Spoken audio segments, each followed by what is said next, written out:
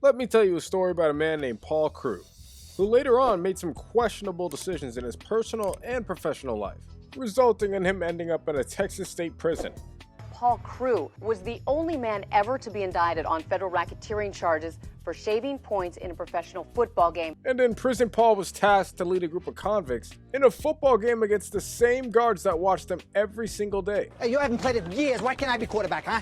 You're right. Let's see what you got. Hit me. I'm open. Hi. That's why. Now sit down and shut up. And in that football game, Paul reminded everybody about how great he once was. Which brings us to today, where we revisit Paul Crewe's time in college and follow him on his road to glory. Now, Paul already had an idea about where he wanted to go to college. He knew money and NIL deals were really important as far as influencing his decision. But he remembered something from living so close by to Florida State's campus. And it's that they have a legal sports betting casino not too far away.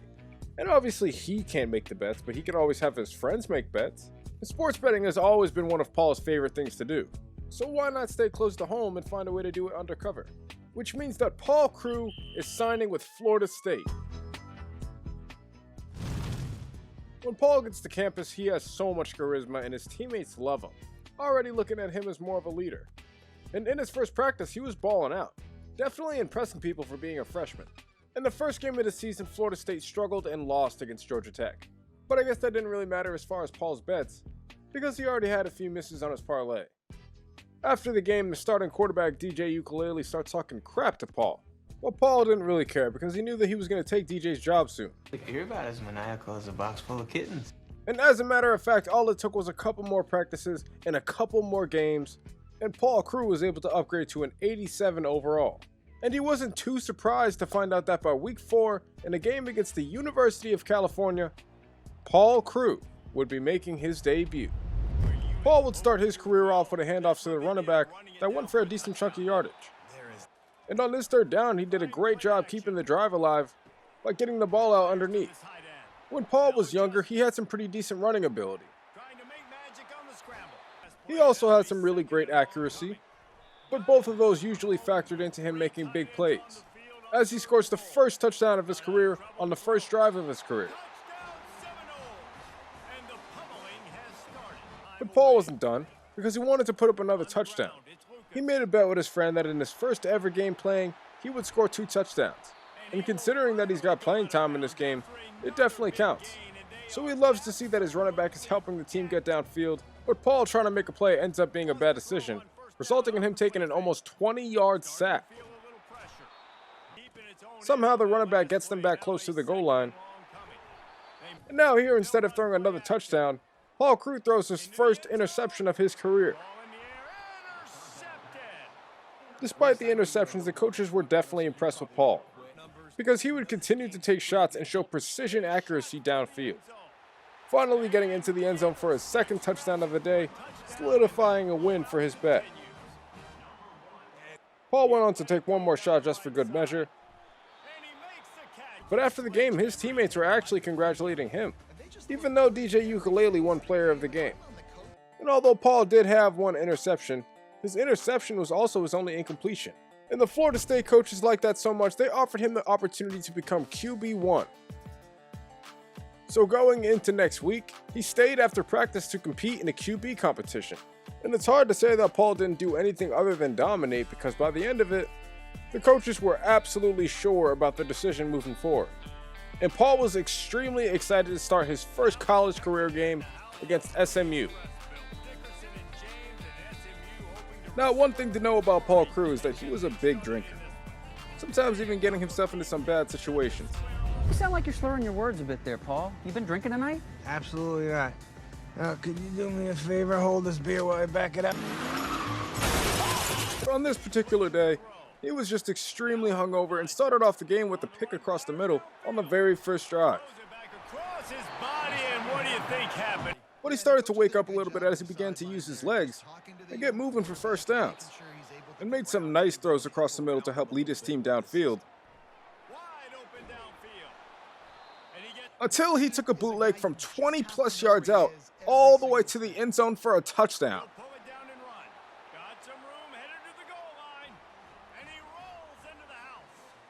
Now backed up on their own goal line, Paul Crewe was taking some shots while still delivering them. And that SMU defense came ready today because they were still busting through the line.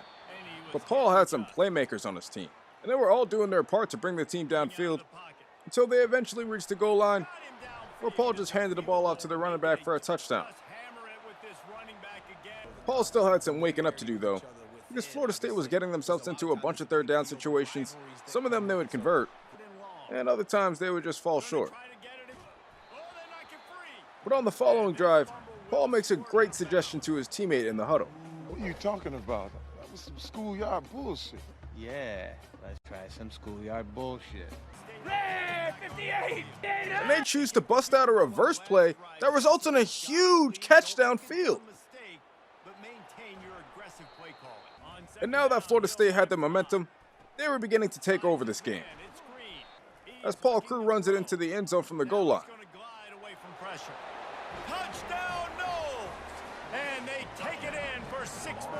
But after halftime, they were not done, because they would continue to move the ball up and down the field, most notably on a play where Paul rolls out to his left and makes a crazy throw that results in a touchdown.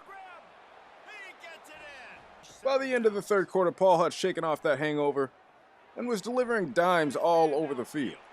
He even threw one last touchdown that pretty much put this game away and allowed Florida State to chew out the clock for the rest of the game. Florida State would win this game 38-22 in a game where Paul threw for over 300 yards and 4 touchdowns, which was great because Paul found a way to make a lot of money betting on himself. His friend found a guy at the casino to place the bets for them to deter any, suspicion. After the game, Paul actually gets an NIL deal from a pizza place, and pizza is actually one of his favorite foods, so he was definitely accepting that. But then he also gets a text from an unknown number, and it must be the guy that his friend met at the casino because he's demanding him not to throw any picks. And Florida State has to win in a huge game against Clemson. Now, Paul doesn't really know how he feels about people making demands of him. That isn't quite exactly what he signed up for, but for now, he has a game to play.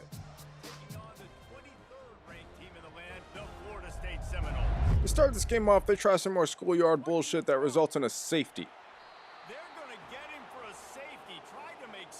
And by the second quarter, they were down by 9. But Paul Crewe made sure to do his best to get them back in the game, finding 3 or 4 straight receivers underneath, all of them who got huge yardage upfield to help bring them near the goal line. Eventually, Paul was able to hand it off to the running back, who brought it into the end zone to make this a one-possession game. By the end of the second quarter, Paul was taking some deeper shots downfield, and it was definitely working out, especially as he takes a shot at his friend Malik Benson, who finds himself all the way in the end zone for a touchdown. Now, Malik doesn't know anything about Paul's betting, but Paul bets a lot on Malik's yards, so you'll definitely see him get the ball a lot. Paul continued to keep that momentum up, marching his team right back down the field on the next possession. They found themselves striving towards the goal line with under 10 seconds left, but for some reason nobody on Clemson's defense was guarding the running back, so this might have been the easiest touchdown of Paul's life. After halftime, though, Paul's looking to keep it up, and he goes to take another deep shot downfield that results in a pick. Now that's not good because he doesn't really know much about the dude that his friend got associated with, so he doesn't really know how upset he's going to be about this. But whatever, man. For now, Paul has a game to close out. And on this wide receiver screen, he just gets the ball out to the guy, and he made Clemson's defense look like they were playing against Georgia because he just takes it all the way down to the end zone for a touchdown. By the end of the game, Florida State was able to take a knee and celebrate their win over an ACC rival. Paul actually did have a pretty decent game, throwing for over 370 yards and 3 touchdowns, but after the game, that man did not seem happy, telling Paul that next time, he might not be as patient. So going into the next game, Paul upgraded his throw power so he can make some better passes, and he was looking to have a big game against Duke.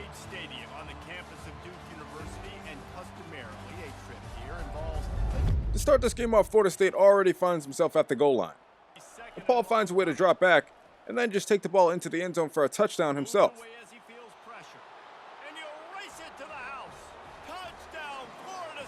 Now, Florida State would take some big shots in this game on drives that would end up stalling out.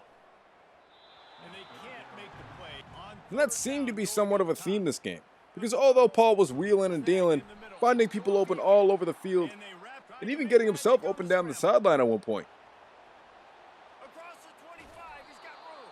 When it came time to third downs, they just continued to struggle, forcing them to settle for field goals. And there was even one play where Paul dropped back and got pressured into throwing another interception. And it was right then and there that Paul realized he faced another kind of pressure that other quarterbacks don't have to face.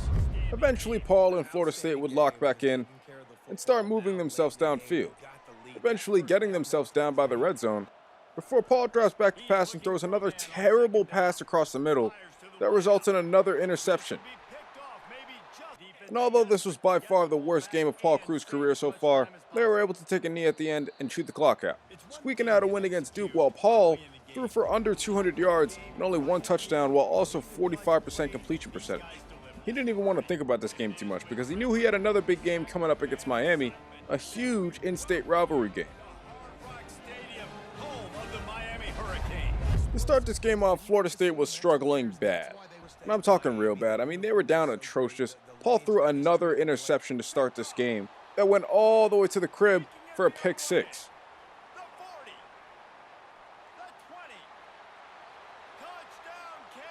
But eventually Paul started to lock in, making some nice passes way downfield.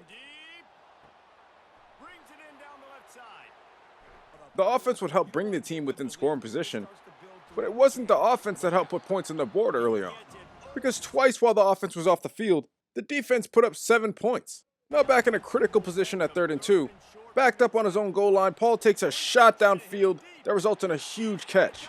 But that didn't really matter because once again Paul is getting buried in this game, resulting in another change of possession. But this play right before half is part of the reason why Paul Crewe is so dangerous, because he takes a huge shot in the backfield while delivering a huge shot downfield. And it resulted in this crazy circus catch by his friend Malik. And although they did only end up with 3 points on that drive, the following drive Paul takes another shot to Malik. This time he takes it up the sideline and all the way into the end zone for a touchdown.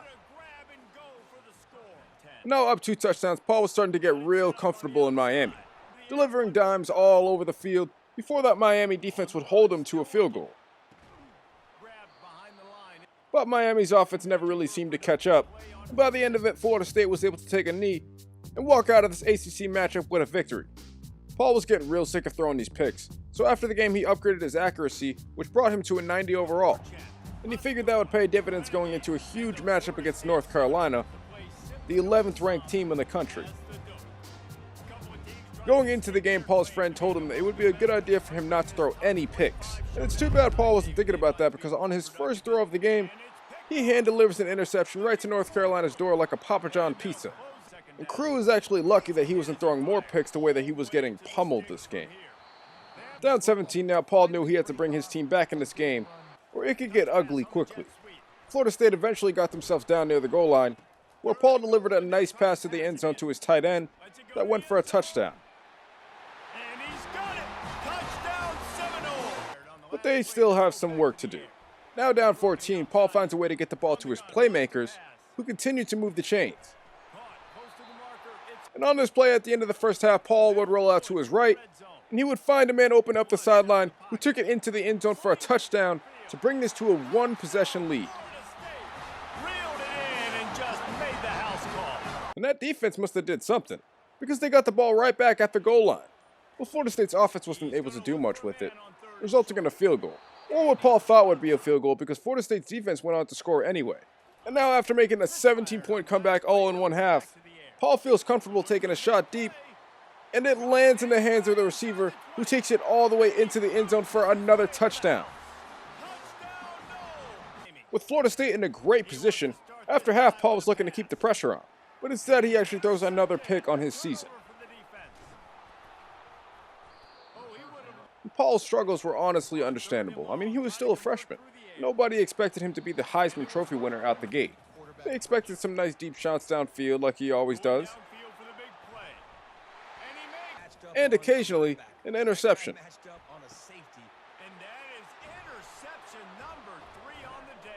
The thing is, though, with this man that his friend found, he feels like he could be in deep trouble if he continues to throw interceptions. So he really just tries to take advantage of throwing underneath this game and getting his team downfield as much as he can, finding multiple people open until they get to the red zone. Eventually, Crewe would deliver a strike to the corner of the end zone that got Florida State in for 6.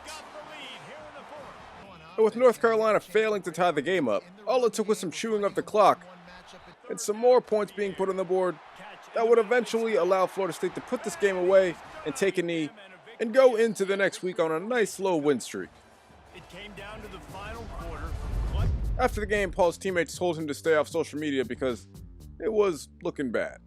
And that was fair. I mean, he did have a terrible game. He had 6 touchdowns, but 4 picks. Going into the next game against Notre Dame, though, Paul's friend told him that the guy they got connected with at the casino is actually a mob boss, because him and his goons do not seem to be messing around. And Florida State needed to win this game, or there would be some issues. And great thing to see starting off this game, Florida State is in really solid field position. Paul moves his team down near the goal line, but they would eventually be stopped on 3rd and goal, resulting in a field goal. Notre Dame's offense was scoring touchdowns though, so Paul and Florida State's offense knew that they needed to return the favor. They worked their way all the way down the field, eventually getting themselves to the goal line, where Paul was able to toss it out to the running back for the first touchdown of the game for Florida State. Florida State's next possession would end pretty badly, getting stopped behind the line of scrimmage multiple times and being forced to punt. But Paul Crewe would once again begin to drive his team down the field, taking shots toward the sideline, sometimes right across the middle, and even way over the top, resulting in a long touchdown for Florida State, giving them back the lead in this game. But Notre Dame was not just about to go away, because not only did they score a touchdown, but their defense came right out and continuously got to Paul Crewe in the backfield. But when Paul got back out on offense, he seen that one of his receivers was being guarded by a linebacker. So he throws it over the top, and lo and behold, Malik Benson is taking this ball all the way down the field and into the end zone for a touchdown.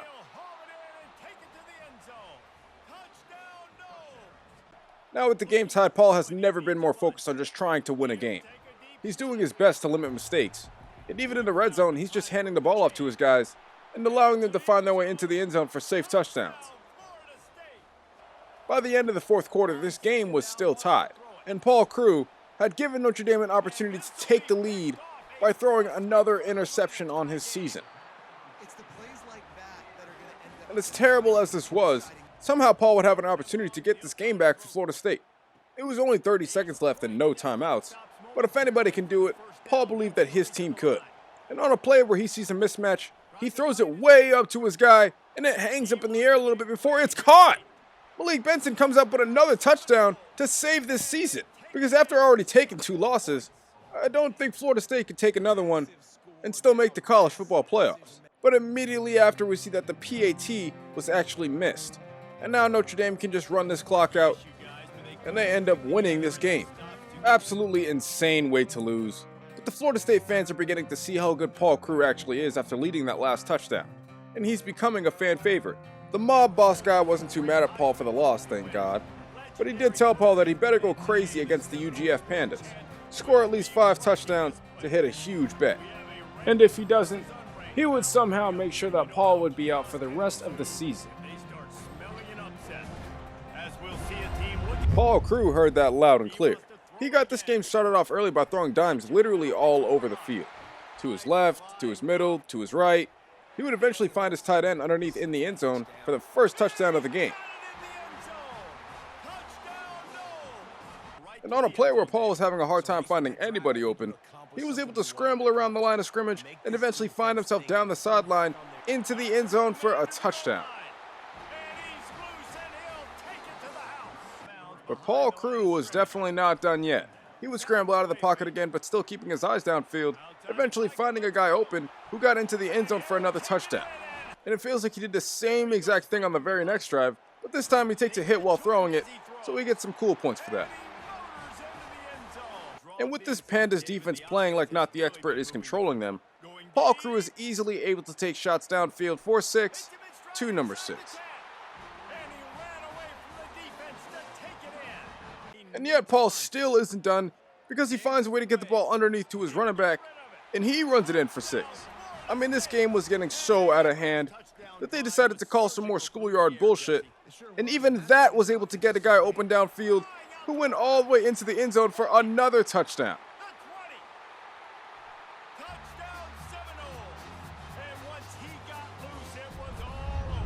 And now up 49 points on the UGF Pandas. Paul delivers another strike up the middle, and the receiver is able to make a couple man miss before getting himself into the end zone for yet another touchdown.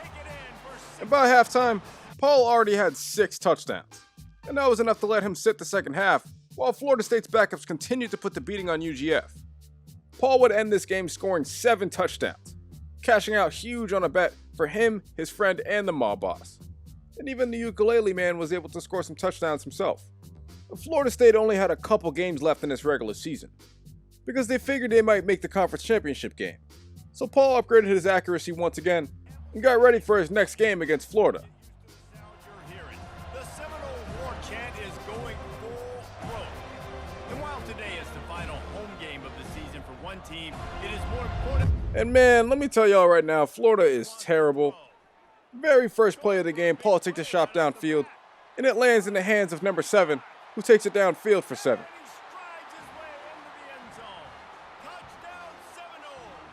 And then Florida State says, hey, we should call some more schoolyard bullshit. And you won't believe to find out that it actually turns out to be another touchdown. Florida's defense definitely did a good job as far as pass rushing, because they would sack Paul Crewe a few times this game. But it didn't really matter when Paul was able to just chuck the ball up in the air, and the receivers would just snag it like Randy Moss. That Florida State offensive line did a great job allowing the running backs to get into the end zone consistently, and also did a great job protecting Paul Crewe and letting him continue to deliver strikes downfield. And although there were times where Florida's defense would hold FSU to field goals, Florida's defensive backfield would also hold downfield, and it still didn't matter because the receivers would catch it over them and land in the end zone for touchdowns regardless of the penalties. And he'll take this into the end zone, but hang on just a second. Flag down. Let's see what this is about. Halfway through the third quarter, FSU found themselves up 31 after Paul Crewe takes this run into the end zone. Touchdown Seminoles! And the pummeling has started. And that was enough to allow Paul to sit the fourth quarter, and Florida State could walk out of here with another in-state rivalry victory. Paul threw for almost 400 yards and 3 touchdowns, which marks another great game by him. And outside all the betting, Paul is a great quarterback, and he proves it right here by upgrading his accuracy to a 99. Now looking at the college football bracket, he sees that Florida State and Clemson are both on the edge of keeping their spot in the playoffs. So in this ACC championship game against them, he knows that he has to come out with a victory. And that's exactly what the mob boss wants him to do too.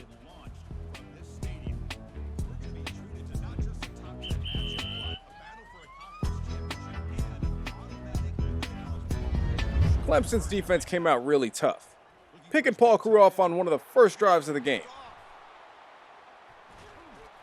And really both offenses struggled a lot in this game, up until Paul was able to move his team down the field a little bit.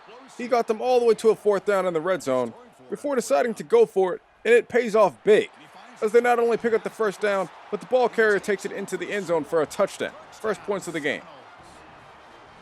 On the following drive, Paul was able to find a man deep over the top, and luckily he catches it, and it goes all the way into the end zone for a touchdown.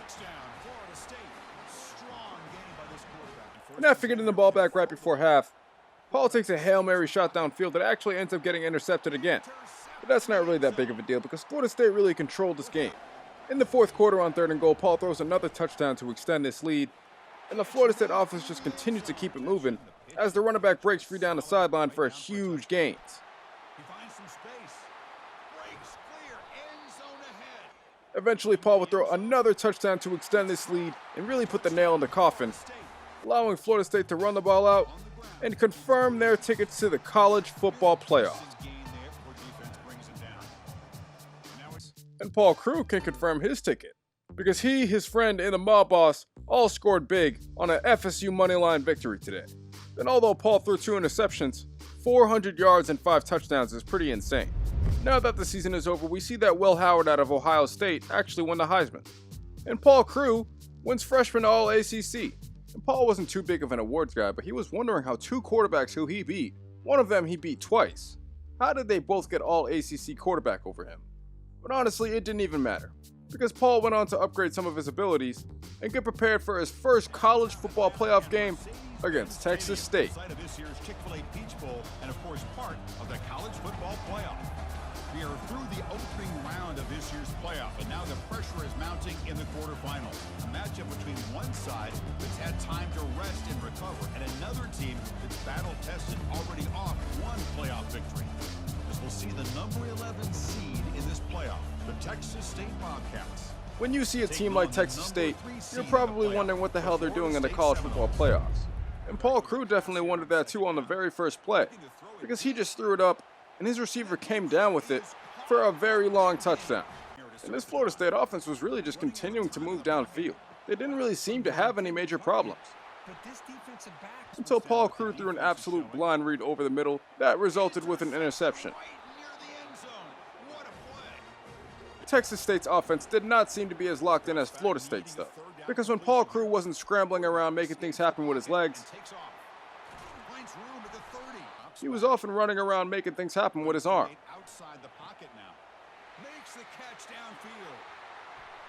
Eventually, Paul Crewe would find a guy over the top in the middle of the end zone that brought Florida State up 7 points. And he continued to build his name, Paul Wrecking Crewe, as he wrecked this Texas State defense before the half ended and got Florida State in for another touchdown. Somehow still wasn't done before half because he throws it up to Malik Benson and he comes down with it, going all the way into the end zone for another touchdown. Now after halftime, Paul knows that all he has to do is try to make this game 3 possessions, and they might very well have this game. Paul told his friend to tell the mob boss before the game to bet on the spread, because Paul had a feeling that they were definitely going to beat Texas State by more than 10. And although Texas State was still scoring, it was looking good up until Florida State started to fail their third down conversions. But with under 3 minutes left, Paul was able to take another huge shot downfield that was caught by a receiver and taken all the way into the end zone to extend this lead to more than 10. But things were not looking good now, because after the FSU coach continues to call run plays and Texas State keeps calling timeouts, Paul can't call any other plays to get them into the end zone. And I guess Paul can be thankful that Texas State didn't go down and score a touchdown, but now being forced to take a knee, he knows that by not winning by 10, he just lost out on a lot of money for the mob. So as Paul takes his knee and Florida State goes on to celebrate this victory, he had no idea about how crazy the demands would be going into his next playoff game, because the mob was starting to make some threats. What do you want? I want you to lose. I can't do that. It's more important than that it is to you. Okay, suit yourself. Spend the next 25 years of your useless life in prison. And Paul Crewe had to make a decision. All right, I'll do it. And now going into the Orange Bowl against LSU, it's crazy to say, but Paul's main objective was to lose. He had to shave points and throw this game.